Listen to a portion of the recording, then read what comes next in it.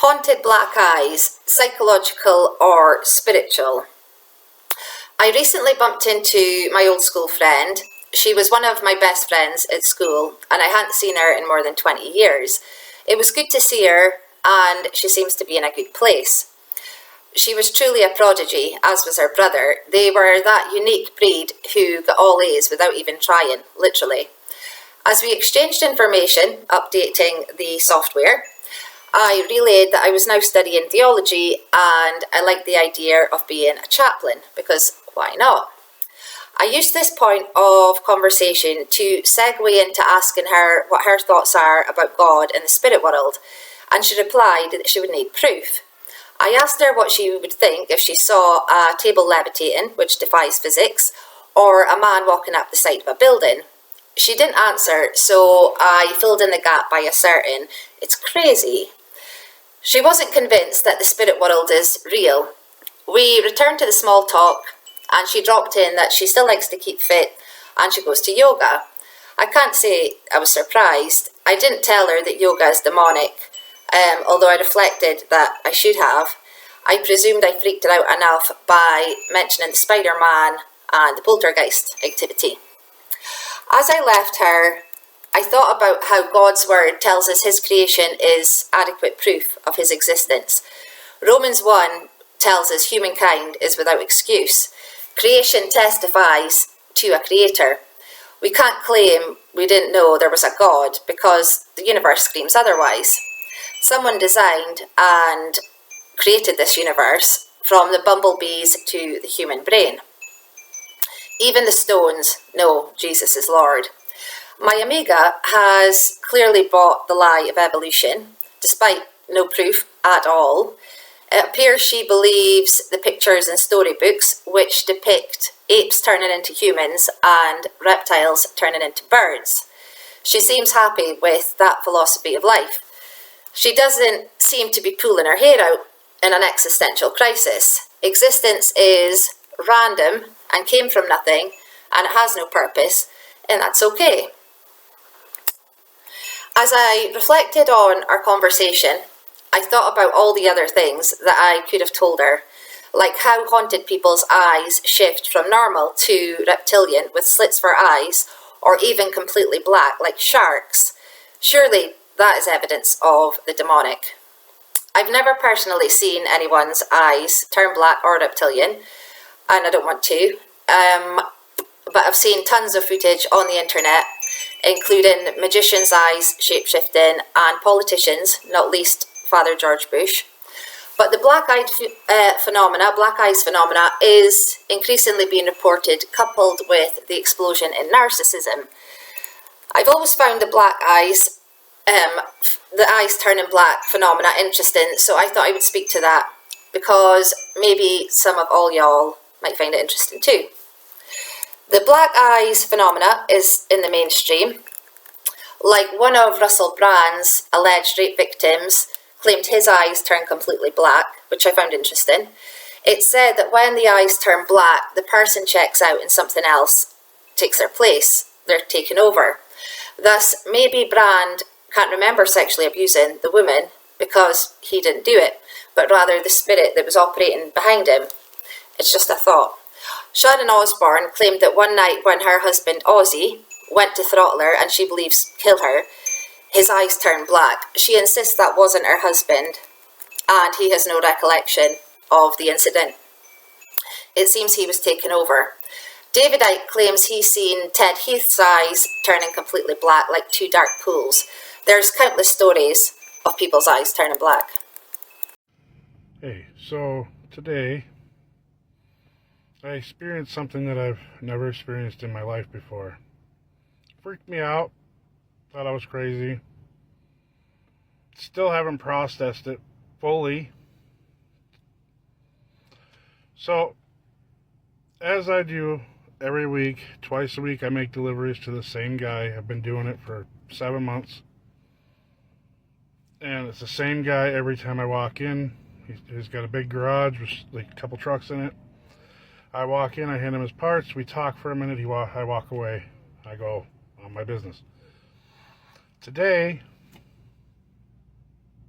I walked in, and he had his back to me, and he was working on his bench, and he must have heard me coming. I don't know, because I was actually pretty quiet, I thought, but when he turned around, I jumped and kind of grabbed my mouth like that because I didn't know what to think. And he laughed a little bit, and he called me jumpy. And I was like, yeah, no, I'm just not feeling very good. And I handed him his part, and I was like, hey, I gotta go. The reason I reacted that way is because when I looked at him, he was different. He didn't look like the same guy I saw every other time. First thing I saw was he had no color in his eyes. They were completely black. Like you couldn't even see reflections. It was just a black mass. In addition to the demonically infested, the black eyes phenomena is also associated with narcissists, which begs the question, do such narcissists have spirit attachments? Narcissists don't care about others, they have no empathy, and they're supremely self-entitled. It's almost like they're soulless. Danish Bashir, a narcissistic abuse recovery professional, relates that when a narcissist starts raging, their animalistic and primal side starts coming out, and their eyes turn black. He states it's like staring into an abyss. There's no one home and the lights are off. The person is gone, and it feels like you're looking at a demonic entity. They don't have a soul. He states that narcissists can become psychotic when they lose control. The destroyer comes out to take revenge and take control back. They destroy everything that comes their way, and they would burn down a village for the sake of taking revenge and reclaiming control. Their overbearing need for control is dire. Something evil from deep within comes out from its hiding place. Their facade breaks when they lose it, and the evil narcissist comes to the surface. Their mask slips, and the monster that they've been trying to suppress comes out, like the Hulk or like Jack in the Box. They lose absolute control over their actions. It's apparently terrifying as you watch the humanity drain from their body and evil take its place. Evil shows up. In the Bible, in Matthew chapter 6, verses 22 to 23, we're told, "The lamp of the body is the eye. If therefore your eye is good, your whole body will be full of light. But if your eye is bad, your whole body will be full of darkness. If therefore the light that is in you is darkness, how great is that darkness?" Black eyes indicate a haunted presence. Instead of being filled with light, there's infernal darkness within. Jung spoke about autonomous complexes that usurp the personality and take control of the ego. When taken over, the person dissociates. It's like dissociative identity disorder, that used to be called multiple personality disorder.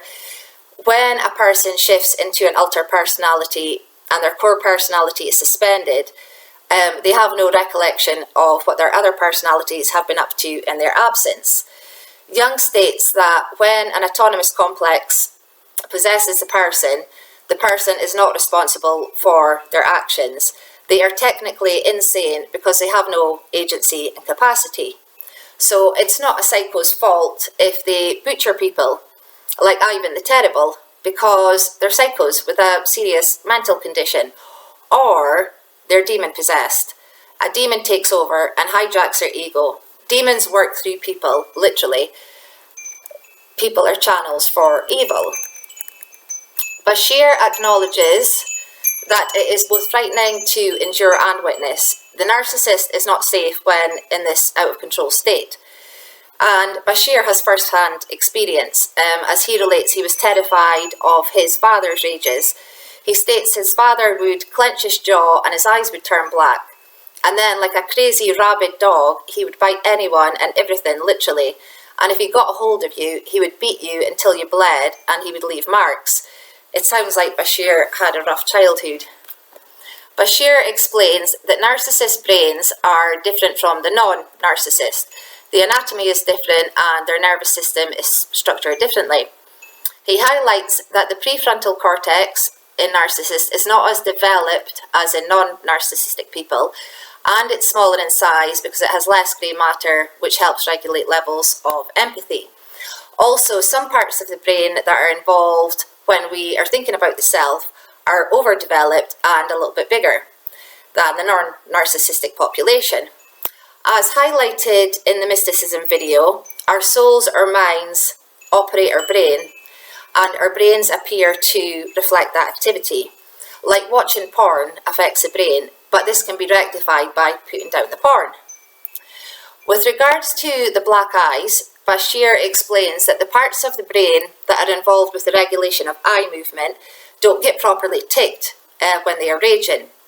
They lose it and step into that zone, and there is no proper regulation of emotion in there. Whenever we feel angry or feeling an intense emotion like fear or excitement, our eyes reveal it. The eyes are the windows to the soul. Our pupils dilate and our irises become bigger or appear bigger. In narcissists, their anger and hatred shows up in their eyes as blackness.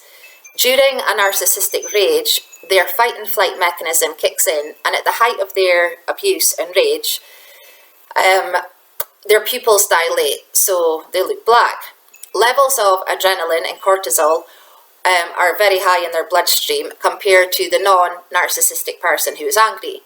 And as Bashir asserts, when cortisol and adrenaline are released into the bloodstream, it just takes over and completely dysregulates a personality like this, and they just go crazy with their rage. This suggests that narcissism is a medical condition. They can't help it. Bashir also highlights the spiritual aspect to narcissism. That is, the spiritual darkness within the narcissist explains why this black thing happens with the eyes. He states that narcissism is a spiritual disorder because narcissists lack self-awareness and the awareness of a higher power that some might call God. They are disconnected from love and truth. He states that the narcissist is stuck in an ego state and they are taken over by animalistic ego desires. It's all about them and their needs. There is an absence of connection with others. And when someone is devoid of light and truth, evil makes that soul or heart its home. Falsehood lives and thrives in the fibre of their being, which brings about the change in their eyes. In plainer words, demons are revealed, their demons are manifesting. Bashir recognises that evil has a reptilian quality. As he states, it feels like you're in the presence of a soulless reptile-like thing. And he further informs that some people have witnessed scales appearing on the narcissist, but he submits that he doesn't know how to explain this. Reports about humans shapeshifting into reptilians is not uncommon.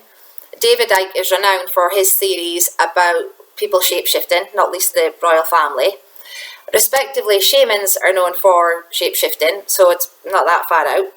And people report encountering werewolves, demonic hounds of Satan. I believe that, but I knew better than to mention that to my friend. It was a step too far. Her cognitive dissonance would explode. People open themselves up to the demonic by opening spiritual doors, like through occult practices and sexual perversion. My friend is unwittingly opening herself up to demons through her practice of yoga, which entails union with the Hindu god Brahman. If we do not have the indwelling Holy Spirit, our house is empty and wide open to squatters. We have no security alarms and we are vulnerable to demonic deception. Satan's favourite sin is pride, a central component of narcissism.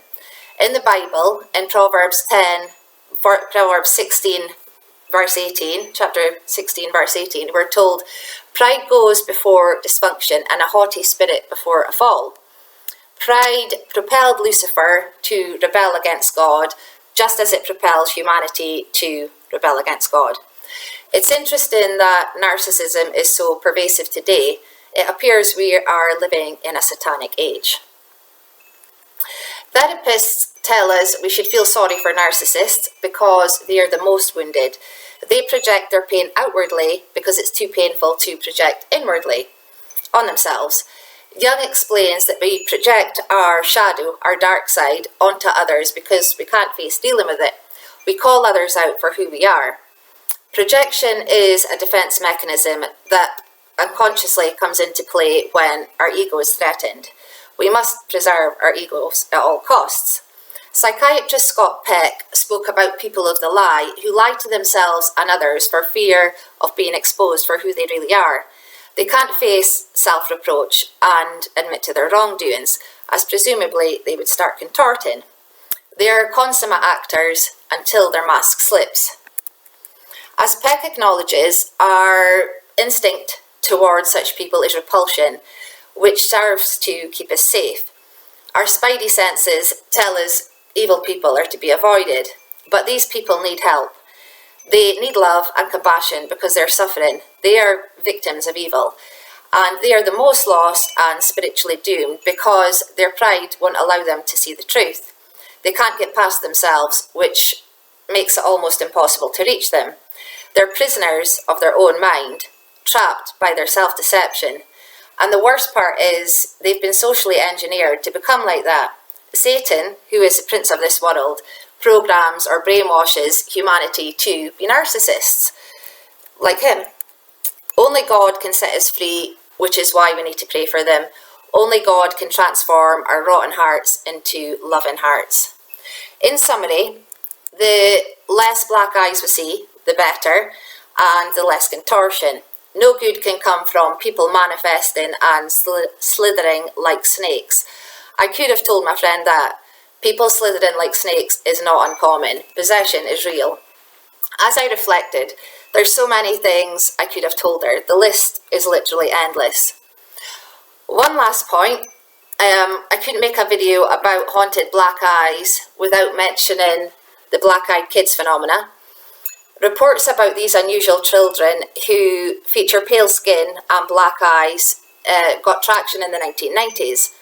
They're often depicted as approaching strangers, requesting entry into homes, like they ask if they can use the toilet, or they ask to get in vehicles, asking for a lift somewhere. But these kids are weird and seem malevolent. They radiate sheer evil. They are known for their persistent requests, sometimes becoming aggressive if denied entry. It is believed they are demonic entities who must be invited in for their presence to have any effect, like a vampire. Their demonic nature is substantiated by their vanishing acts. It seems they're interdimensional. Not everyone we see is fully human. I think we'd be surprised. It is believed that black-eyed kids are Nephilim, the hybrid offspring of women and fallen angels. Nephilim were a feature in the days of Noah, together with wickedness and perversion. The antediluvian world was insane, which precipitated the flood. It is believed a breeding program has been taking place for decades, which includes creating hybrids by abducting women. This is connected to the alien agenda. I'm guessing my friend would find this intel beyond the pale. At any rate, Jesus said he would return as it was in the days of Noah, and if Nephilim are in our midst, it means that we're in the days of Noah and Jesus is coming. This is one of the creepiest things that you'll ever hear, guaranteed. It's about the black-eyed kids, and I want to thank David Weatherly. We actually interviewed him about 10 years ago about this really creepy phenomenon known as the black-eyed kids. Here's one of the scenarios. So you're at home, you're all alone, and it's maybe 4 or 5 o'clock in the afternoon, and all of a sudden there's a knock on your door, and you open the door, and there are these 2 kids, but their heads are down like this. That's why I'm wearing the baseball cap. And you go, "Hi, can I help you?" And they pick up their heads, and all of a sudden you look at their eyes, and not like mine, they're completely black. But they're children, and they'll say something like, "Is it food time yet? Can we come in? This won't take long." I mean, it's really creepy. Usually, the person who goes to the door is completely overcome with fear. I mean, the fear is visceral. It's overwhelming, because most people have never experienced anything like this. I don't want to experience a black-eyed kid. They slam the door, they go running upstairs, they peer out the window, and here's the deal. They look down, the kids are gone. We hear this over and over and over again. It's terrifying. Black-eyed kids, folks, it's real. What do I think they are? I believe that, first of all, they're not children. They're stunted. They look like kids because their growth is stunted. I believe that they are the product of fallen angels and the seed of the woman. So you got fallen angels here. The women are taken, they're abducted, and they're impregnated. And 3 months after that, they're re-abducted and the baby is taken from them. But they're not quite human. They don't grow to, let's say, what would be normal to us. So they're stunted. That's my opinion. That's what I think the black-eyed kids are. And David Weberly also believed that. Thanks for watching. Appreciate it.